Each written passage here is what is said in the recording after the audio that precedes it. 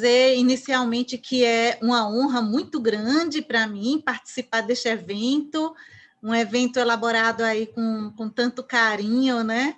Conseguiu reunir aí grandes amigos e vamos lá, né? Falar um pouquinho aqui sobre esse admirável mundo novo, principalmente no que tange aí a gestão e fiscalização de contratos. Eu quero dar as boas-vindas também a cada um dos participantes, dizer que todos vocês muito me honram com a presença de vocês aqui em plena segunda-feira, às 19 horas, né? E todos vocês aqui em busca de conhecimento. Eu vou compartilhar aqui um slide para que a gente possa iniciar aí a apresentação. Beleza, então vamos começar. Mais uma vez, eu vou me apresentar rapidamente. Embora a doutora Regina tenha falado, eu sou Lindineide Cardoso, sou servidora pública há mais de 20 anos, atuo com gestão e fiscalização de contratos, sou especialista em direito processual civil, finalizando também especialização, agora no mês de maio, em licitações e contratos. E, para mim, falar sobre licitações e contratos e trazer, em especial, esse tema para vocês, pode ter certeza que é um desafio. Um desafio porque quem atua na administração pública sabe que um dos papéis mais difíceis reside justamente na atuação de gerir e de fiscalizar contratos. Então, quando eu escolhi esse tema, né, o papel da fiscalização na nova lei de licitações, bem-vindos a um admirável mundo novo. Por que um admirável mundo novo? Admirável Mundo Novo é uma obra de ficção científica, eu sei que muitos, né, devem conhecer aí essa obra, foi escrita por um inglês na década de 30, na verdade, ele finalizou em 1931 e ela foi publicada em 32. Essa obra, Admirável Mundo Novo, ela narra uma história de uma sociedade futurista, e ela é recheada de personagens complexos, embora numa civilização totalmente padronizada.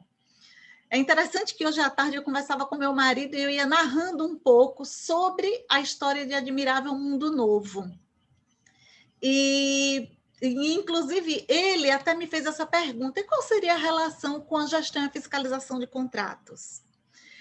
A relação com gestão e fiscalização de contratos dessa obra Admirável Mundo Novo diz respeito, pessoal, a questão de, naquela época, há cerca de 80 anos atrás, né, podemos dizer, essa obra já tratar de diversidades, liberdades, individualidades e resiliência. Ela mostra numa universidade, embora numa sociedade totalmente padronizada, né, ela traz uma figura que rompe completamente, ele, na verdade, é expulso daquela organização, era uma organização distribuída em castas, e aí, então, isso faz com que ele rompa com os paradigmas e com os velhos conceitos. Então, eu trago essa obra para mostrar para vocês que nós podemos, sim, romper com paradigmas, que não importa o contexto em que vivamos, em que estejamos, mas sempre há esperança para para lutar por mudanças e principalmente por aperfeiçoamento. Mas olha, raciocinem comigo, essa luta por mudanças e por aperfeiçoamento, ela não pode ser a qualquer preço, né? Não pode ser. É por isso que é muito importante que a gente comece a pensar no que nós temos hoje, ou seja, como estamos, como é a gestão e a fiscalização da atualidade. O que é que nós temos? Nós estamos sobrecarregados? Nós estamos enrolados ou será que furiosos? Qual é a realidade que você enfrenta? Qual é a realidade, né, do seu órgão? Qual é a sua realidade? Eu tenho certeza que, na maioria das situações, vocês irão se identificar com um desses personagens. Personagens criados lá no X da Gestão, né? O Nestor, o gestor, o Juvenal, o fiscal, e a Eleonora Amaral, né? A nossa procuradora, que é muito bem representada por uma grande amiga, a Ana Priscila. Então, a situação hoje, não apenas da gestão e da fiscalização de contratos, mas dos pregoeiros, assessores jurídicos, de todos os servidores, de todos os agentes públicos, como diz a nova lei, que atuam nas contratações públicas, é de sobrecarga, é de dificuldade.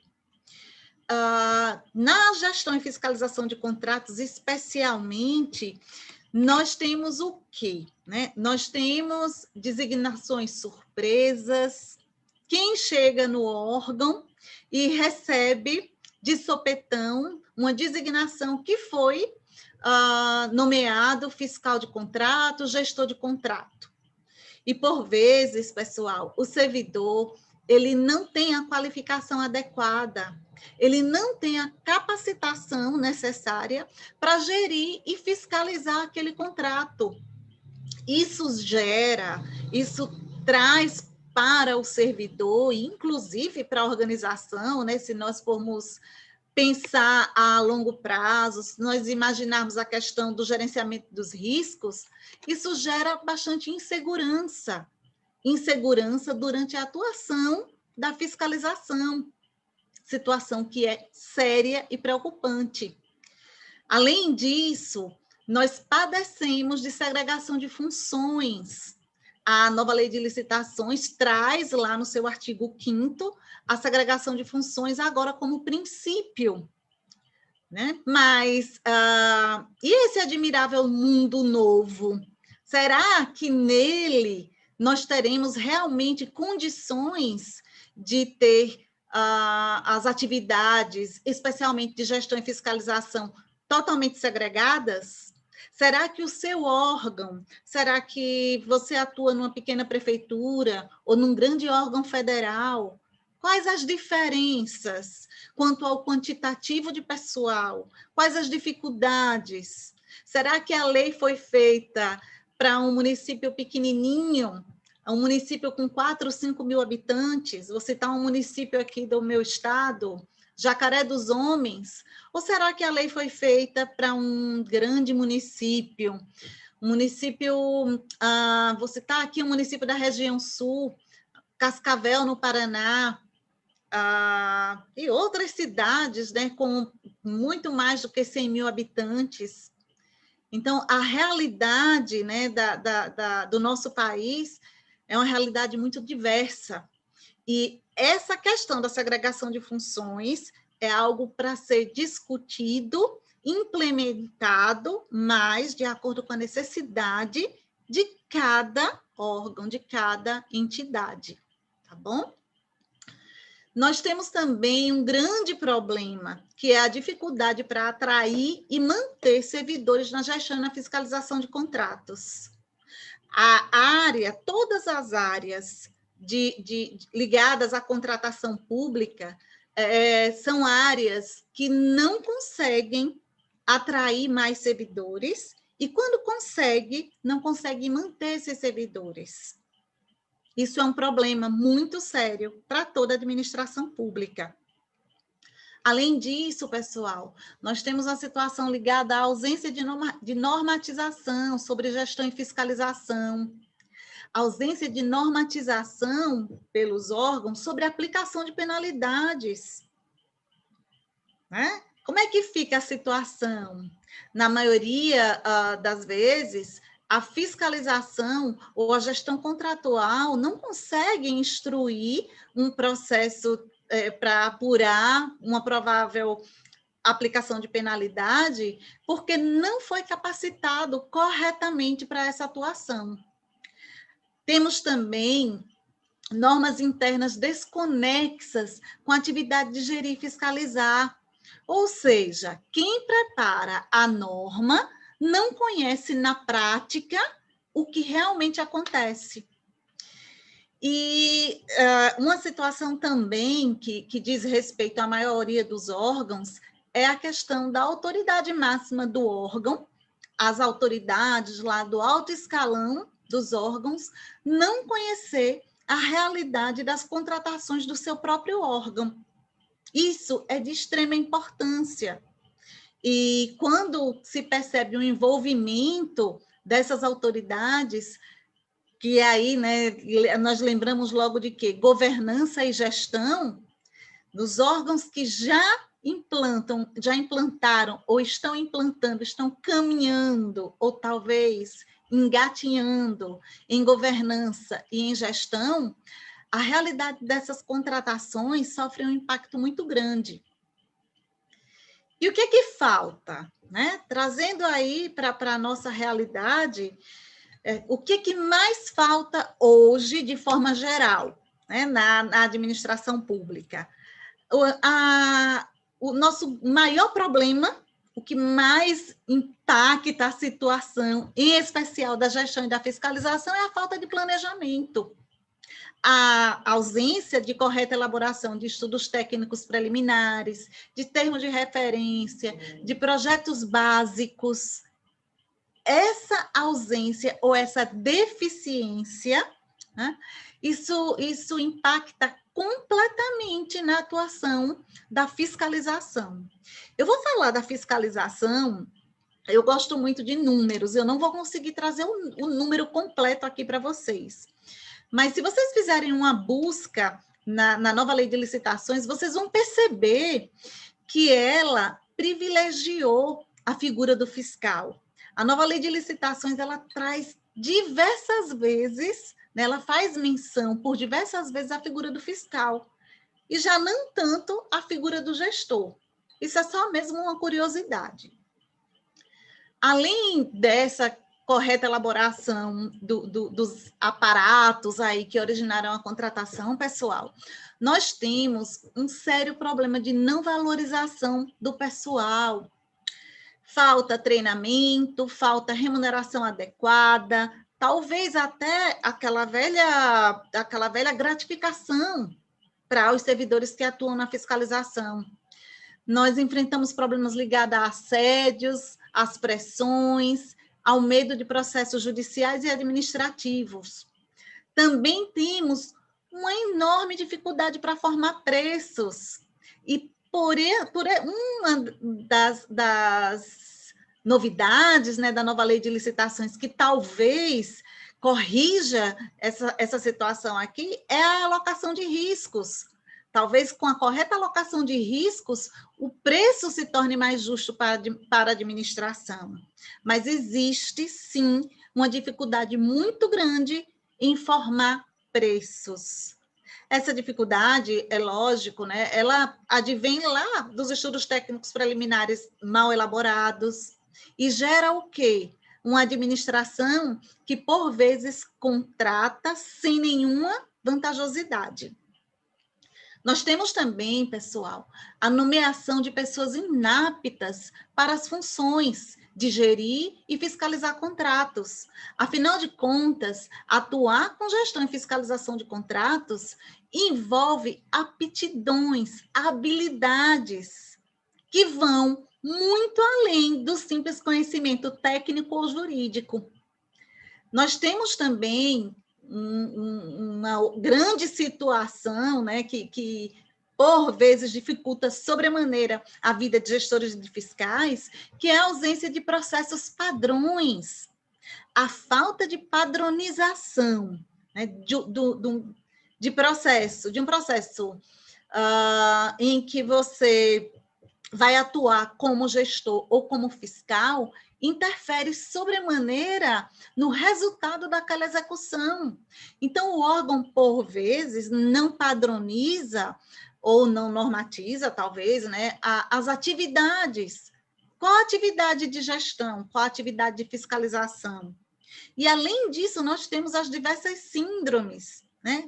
Alguns aqui que me seguem lá no X da Gestão sabem que eu tratei de diversas síndromes, síndrome de Gabriela, né? É aquele servidor que diz assim, mas eu faço isso há 20 anos, e por que eu vou mudar agora? Chegou a hora. Não chegou, na verdade, já passou a hora de mudar. E aí eu lembro, né, de uma frase que eu li hoje, do nosso querido professor Marcos Nóbrega, né, que ele disse que as duas principais legislações, né, se eu não me engano, são as duas principais normas, né, da contratação têm sido Ctrl+C, Ctrl+V. É verdade, gente. As pessoas não param de fazer Ctrl+C, Ctrl+V para fazer um termo de referência, para elaborar um projeto básico, um estudo técnico preliminar. E, por vezes, esse Ctrl+C, Ctrl+V, lá na frente, vai gerar um impacto desastroso para a gestão e para a fiscalização de contratos. Além de tudo isso, nós padecemos de precariedade dos mecanismos de controle. E mecanismos de controle, quando eu falo aqui, eu não estou me referindo ao controle interno, eu estou me referindo aos mecanismos de controle inerentes à gestão e à fiscalização. Querem um exemplo? O recebimento provisório e o recebimento definitivo. É um mecanismo de controle. Tá? A Lei 8.666, a Instrução Normativa número 5 e a própria nova Lei de Licitações segrega a função, a atividade de receber provisoriamente e de receber definitivamente o objeto ou o serviço. Por quê? Isso é um controle. Outra forma de controle é a conta vinculada. E aí? Como é que andam, como é que estão esses mecanismos de controle nos seus órgãos? E como eu falei, né, como eu coloquei lá, o primeiro grande problema é a falta de planejamento. E a falta de planejamento resulta nisso aqui, olha, que foi muito bem apurado e apontado por esse acórdão 1079 de 2019 do TCU plenário. O TCU mostrou a consequência da falha de planejamento, né, nesse levantamento de obras paralisadas em cada ente federativo. Nós temos entes federativos aqui, ó, com 51% das obras paralisadas. E ninguém diga, mas é porque é na região norte. Não.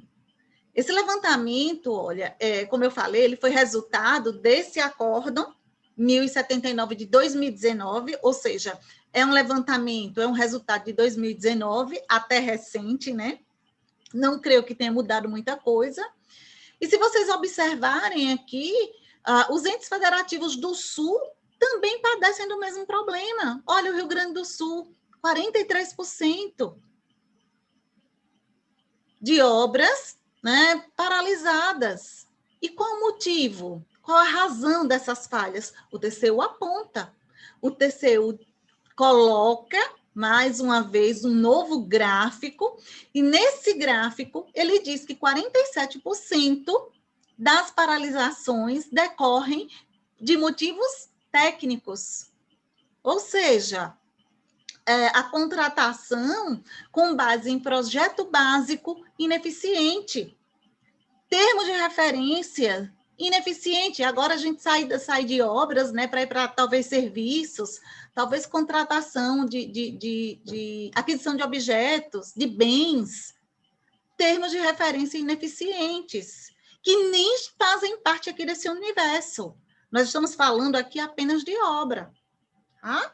Insuficiência de recursos financeiros de contrapartida e dificuldade de gerir recursos recebidos. O próprio TCU, pessoal, coloca que a legislação atual é um obstáculo ao aperfeiçoamento do processo e à obtenção de melhores resultados e ao controle da corrupção. Por quê? Porque a legislação atual, e aqui, quando ele falava em legislação atual, né, falava-se aqui na 8.666, que nós ainda podemos usar, temos aí esse período de 2 anos para utilizar ainda tanto a 8666 como a lei do RDC, né? Então, a nossa legislação, a rigor, torna o procedimento extremamente complexo e burocrático. E quando nós temos um procedimento complexo e burocrático, nós temos um procedimento caro, né? Gera custos de transação e dificulta a compra mais vantajosa para a administração, ainda que se estabeleçam padrões de qualidade mínima. Essa questão do padrão de qualidade mínima, eu costumo sempre dizer para gestores e fiscais de contrato, gente, a administração contrata com base em padrões de qualidade mínima. Se a rigor, nenhum mínimo a empresa consegue cumprir. Tá difícil, né? Além disso, pessoal, o TCU apontou também a falta de consciência por parte dos gestores de que a contratação é fundamental e estratégica para o alcance dos fins institucionais, em especial a fase de planejamento. Isso aqui, gente, não é um segredo guardado a 7 chaves, não. O planejamento, ele já era obrigatório desde o decreto-lei 200 de 67. Já obrigava a administração pública a realizar o planejamento. E até hoje, nós não aprendemos e nós não conseguimos fazer contratações devidamente planejadas. Por quê? Qual o motivo? A ausência de capacitação dos agentes que lidam com as contratações. Esse é um motivo seríssimo.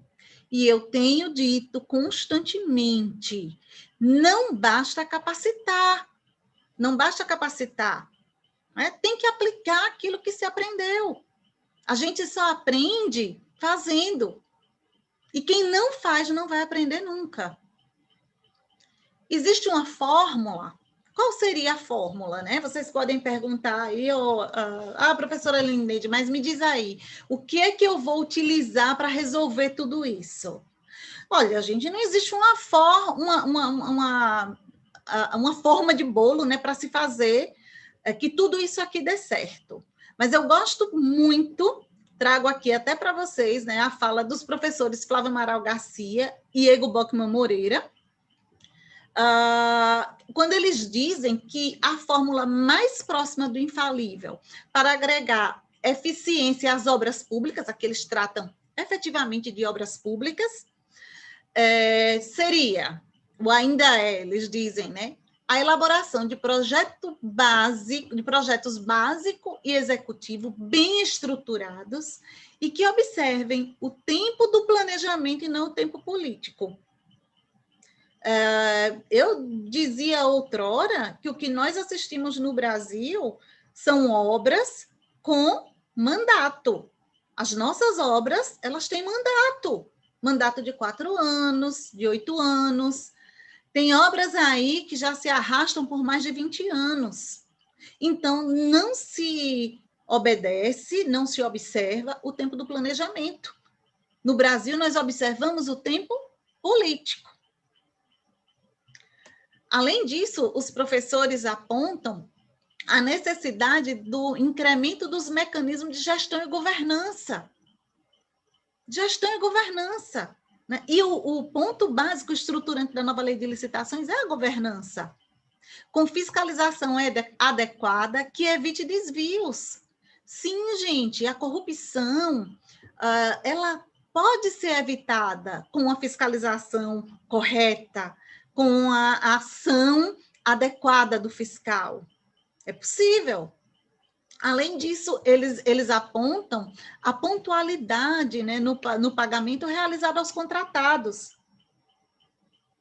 Desculpa, fiquei com a garganta seca aqui de tanto falar.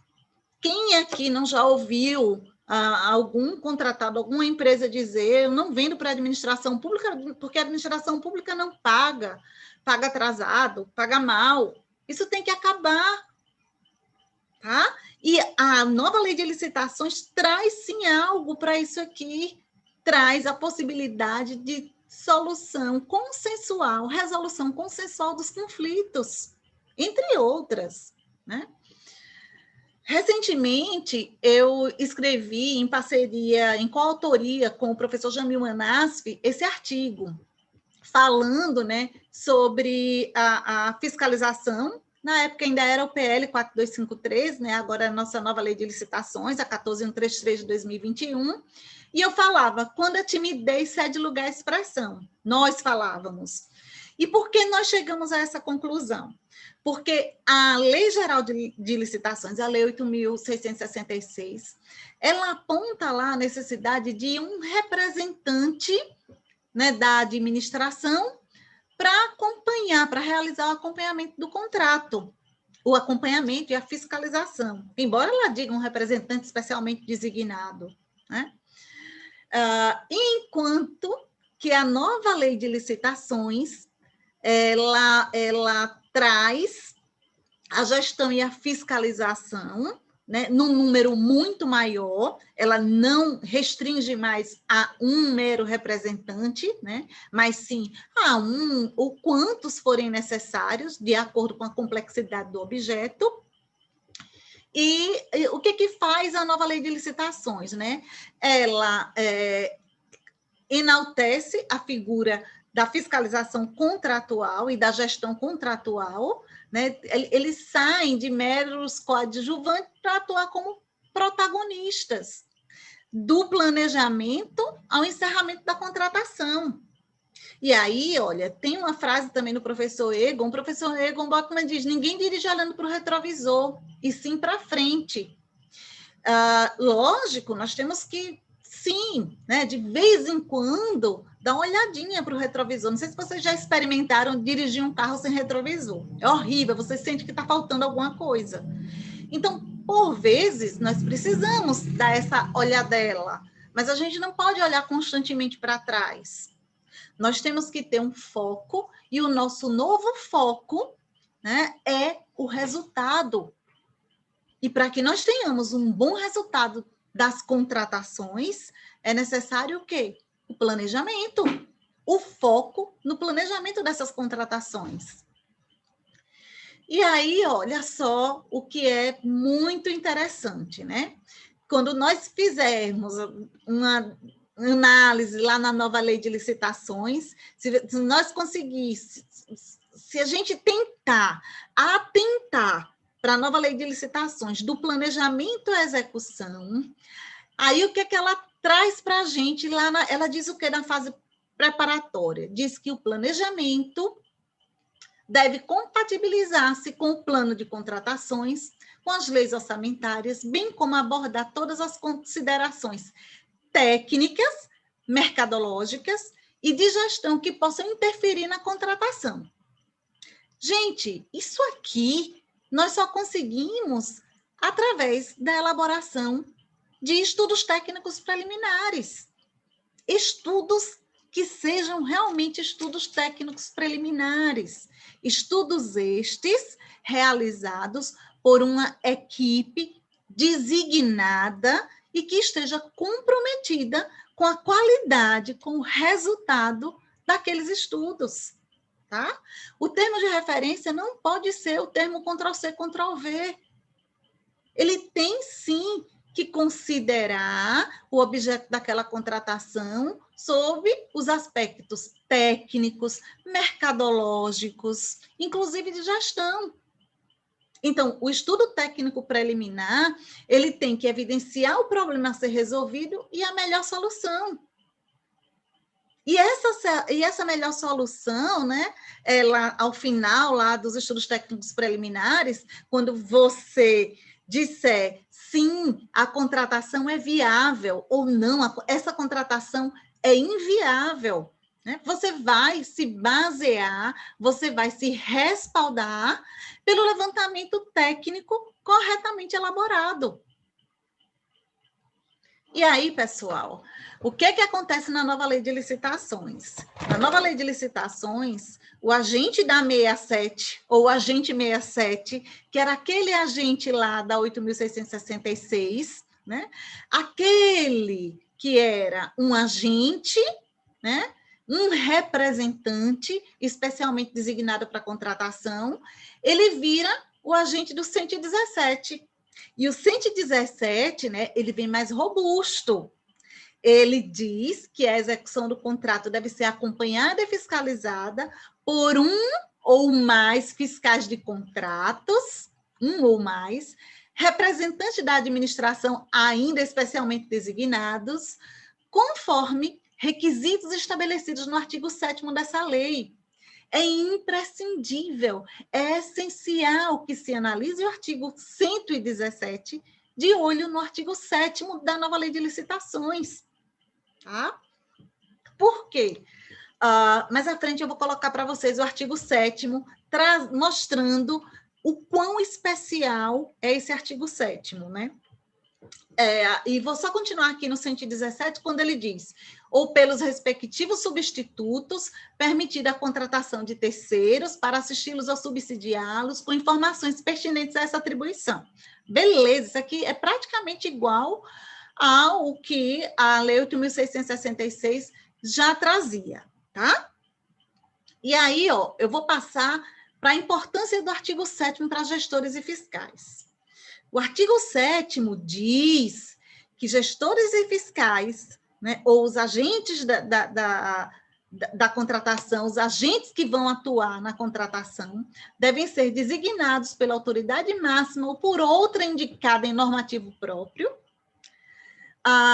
Traz para a autoridade máxima o dever de promover a gestão por competência. Por sinal, a pergunta que eu faço a cada um de vocês é: como anda a gestão de competência nos seus órgãos? Vocês têm gestão por competência?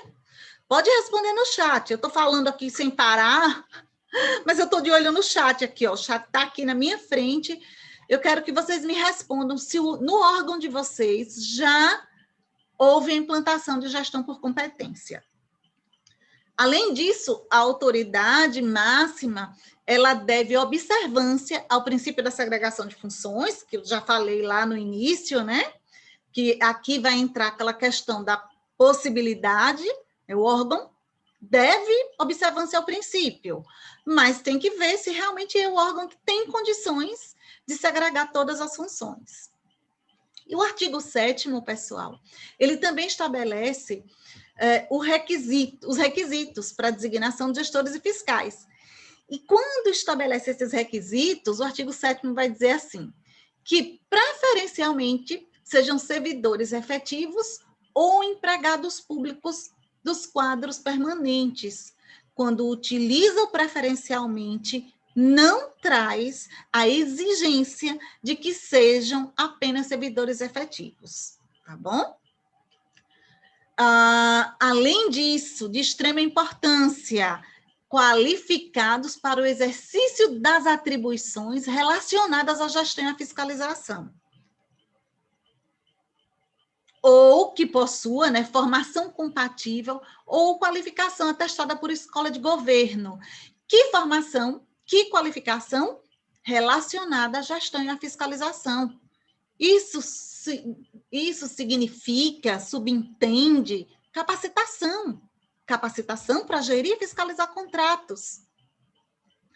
A questão do parentesco também, né? Essa daqui já é também algo que não é uma novidade, né? Na hora da designação de gestores e fiscais, a necessidade de se observar, né, a não existência de parentesco ou vínculo, ainda que seja relação de amizade ou inimizade com os licitantes. Isso aqui é tranquilo. O que eu quero que vocês atentem, que vocês observem, tá? É principalmente para essa questão da qualificação para o exercício das atribuições.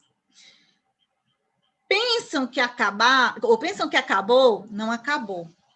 Porque eu vou trazer para vocês o famoso artigo 11. E esse artigo 11 eu tenho que trazer, tenho que homenagear aqui, né, o meu querido amigo, o professor Paulo Alves. Esse artigo vai ficar batizado como artigo professor Paulo Alves. Tenho certeza que durante a apresentação dele ele vai dizer por quê, ele vai contar a vocês o porquê. Então, o artigo 11, ele diz que o processo licitatório tem por objetivos assegurar a seleção da proposta apta a gerar o resultado de contratação mais vantajoso, lembram que eu falei em vantajosidade para a administração pública, inclusive no que se refere ao ciclo de vida do objeto. Assegurar tratamento isonômico entre os licitantes, bem como a justa competição, evitar contratações com sobrepreço ou com preços manifestamente inexequíveis e superfaturamento na execução dos contratos, e incentivar a inovação e o desenvolvimento nacional sustentável. Beleza, isso aqui está bonito, mas é o parágrafo único que deve ser, talvez até impresso e colocado num quadro aí, tá? Coloca na mesa, para que vocês não esqueçam o que diz o parágrafo único do artigo 11 da nova Lei de Licitações.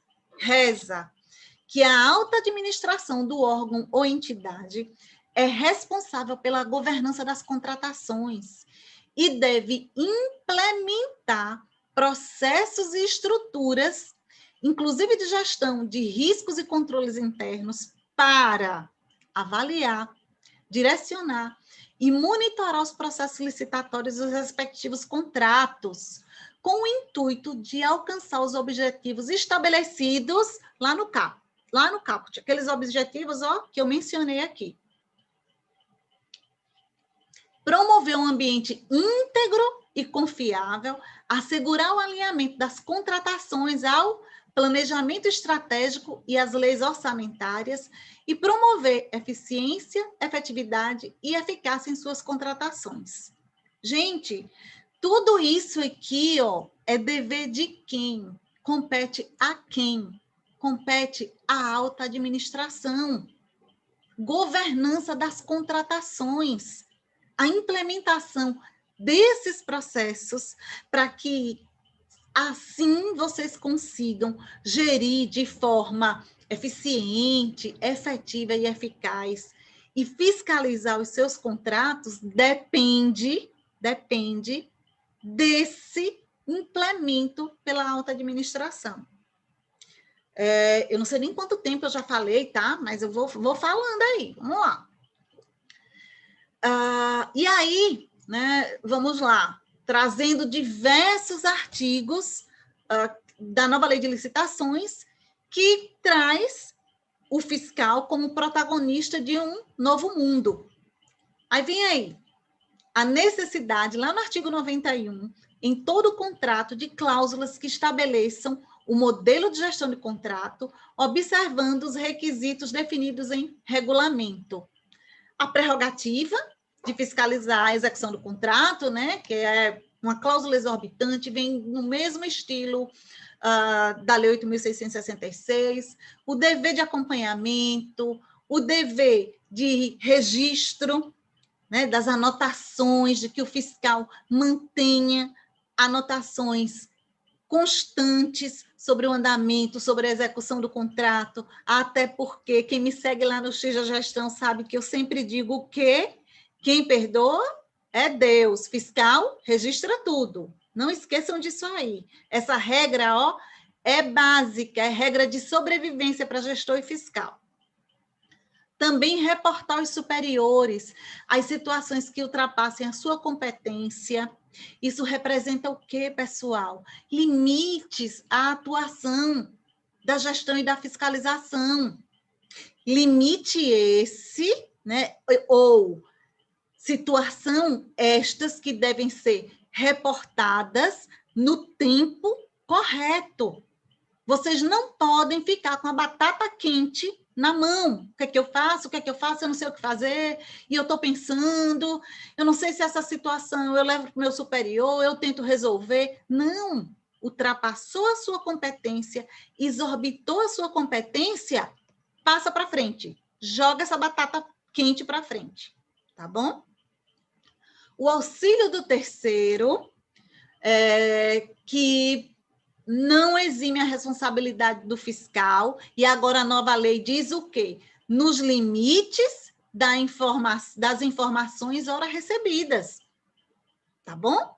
O fiscal agora, ele pode responder, mas existe uma limitação. E o terceiro também vai responder por aquela informação inadequada, incompleta, né, inapropriada que passou ao fiscal do contrato. Para os contratos com dedicação exclusiva de mão de obra, o dever do contratado de possibilitar a fiscalização, né, quanto à distribuição, o controle e supervisão dos recursos humanos alocados em seus contratos. Isso aqui já é pacífico, isso aqui é um dever que não representa uma novidade, né? A obrigatoriedade de que no TR conste o modelo de gestão de contrato, que descreve como a execução do objeto será acompanhada e fiscalizada pelo órgão ou entidade e as normas de fiscalização. Isso aqui está lá no artigo 6º, nas definições. O artigo 6º traz uma série de definições extremamente importantes e de conhecimento essencial por gestores e fiscais. Além disso, pessoal, além de tudo isso aí, né, as regras relativas à atuação do agente de contratação e da equipe de apoio, ao funcionamento da comissão de contratação, e em especial, né, o que eu vou agora, né, falar aqui, em especial, os fiscais e gestores de contratos, devem ser estabelecidas em regulamento. E nesses regulamentos, tais regulamentos devem prever a possibilidade de todos esses agentes contarem com o apoio dos órgãos de assessoramento jurídico e de controle interno para o desempenho das funções essenciais à execução da lei.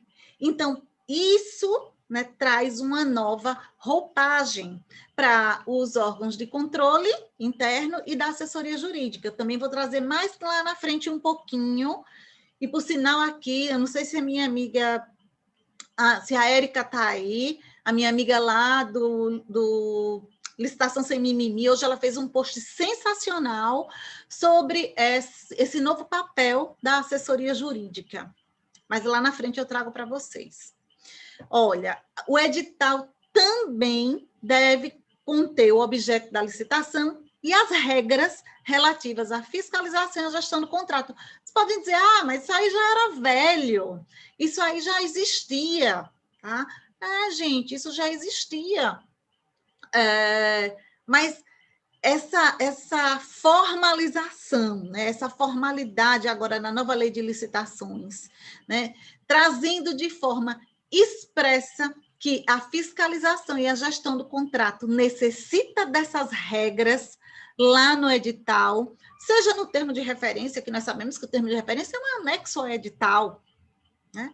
Isso gera para o gestor e para o fiscal de contrato segurança jurídica. E nós precisamos de segurança jurídica para atuar. E aqui, o fiscal de contrato será auxiliado pelos órgãos de assessoramento jurídico e de controle interno da administração, que deverão dirimir dúvidas e subsidiá-lo com informações relevantes para prevenir riscos na execução contratual. Aqui eu vou fazer uma pausa, gente, para a gente, né, eu vou dar uma respirada, tomar um gole.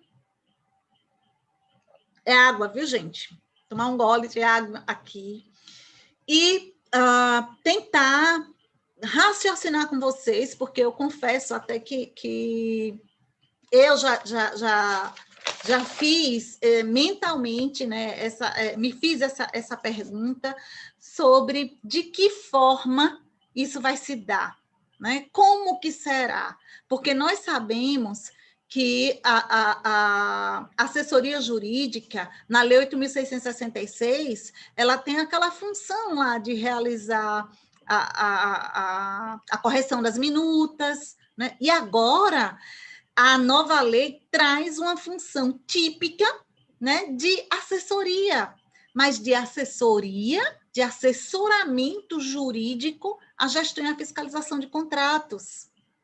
Essa é uma questão sensível que precisa ser pensada, né, e de preferência normatizada pelos órgãos, e que vai envolver muito diálogo entre assessoria jurídica e órgãos de controle interno, tá? Para que não se torne uma norma sem efetividade. Pensem nisso. Além disso, gente, são vários dispositivos, né? É muita coisa que a nova lei de licitações traz, mais uma vez, para os contratos de serviços contínuos com dedicação exclusiva de mão de obra. E aí, chama atenção para a responsabilidade solidária pelos encargos previdenciários e subsidiária pelos encargos trabalhistas, desde que comprovada a falha da fiscalização do cumprimento das obrigações do contrato. Nós sabemos, né, que isso aqui decorre lá da súmula 331 do TST, e é muito importante que gestão contratual e fiscalização tenham conhecimento do dano que a ausência de fiscalização ou a fiscalização precária pode causar à administração pública. Mais ainda, aí eu vou novamente para a alta gestão. No momento que a alta gestão determina que o servidor sem capacitação ou um servidor sem condições estruturais realize a fiscalização de forma precária, ela também atrai para si a responsabilidade. Né? Lembrem-se da culpa em vigilando ou culpa em neligendo. A administração atrai para ela essa culpa. Ok?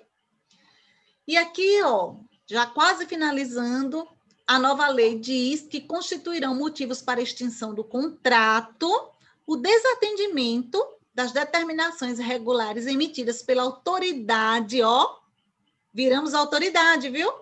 Designada para acompanhar e fiscalizar sua execução ou por autoridade superior.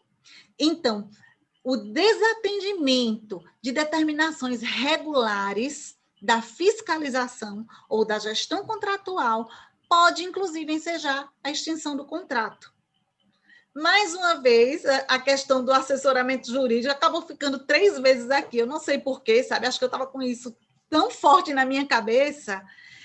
E é muito importante mesmo que traga essa ideia para vocês, que vocês, nos órgãos, comecem a pensar de que forma que isso será implementado, tá bom?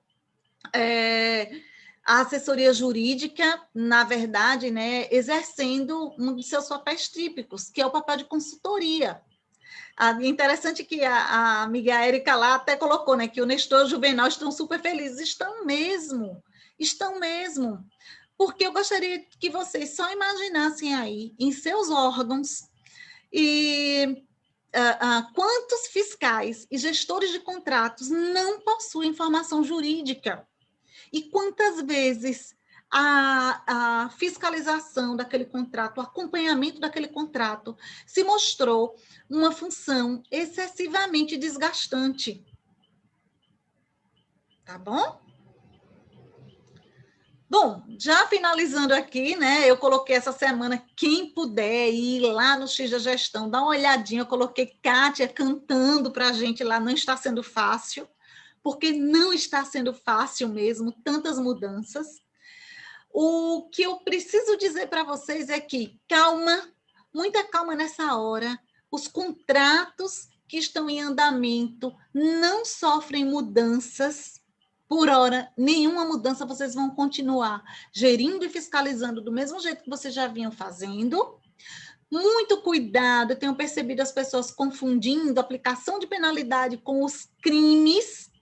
Tá? Os crimes, sim, os crimes que eram previstos lá na Lei 8.666 saem da 8666 e vão para o Código Penal, se criou-se, né, um capítulo específico. Não confundam os crimes relacionados às contratações com aplicação de penalidade, tá bom? Isso aí é algo também que eu tenho chamado a atenção, porque eu percebo que tem gerado uma certa confusão. E aí eu convido... Oi? Desculpa interromper, porque estamos próximos do tempo e eu queria lhe agradecer. Peço que você tiver alguma observação a fazer. Nós temos 3 perguntas. É o final, Regina. Esse é o último slide.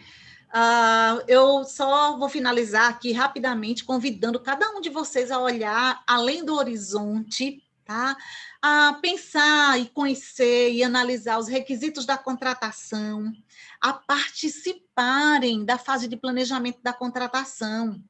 Vocês, fiscais de contrato, gestores de contrato, vocês têm condições melhor do que ninguém de participar da elaboração desses instrumentos e de apontar a direção para a alta administração, para que aquela contratação tenha sucesso, tá bom? Mas, para tudo isso, precisa que se tenha capacitação. E agora, as perguntas. Desculpe aí ter me estendido além do tempo. Qualquer dúvida, pessoal, manda um direct para mim. As pessoas sabem que eu costumo responder a todas as dúvidas, tá bom? Muito obrigada, Verbo Jurídico, e mais uma vez, parabéns por esse evento de excelência. E parabéns a todos vocês que estão aqui, ó, antenados.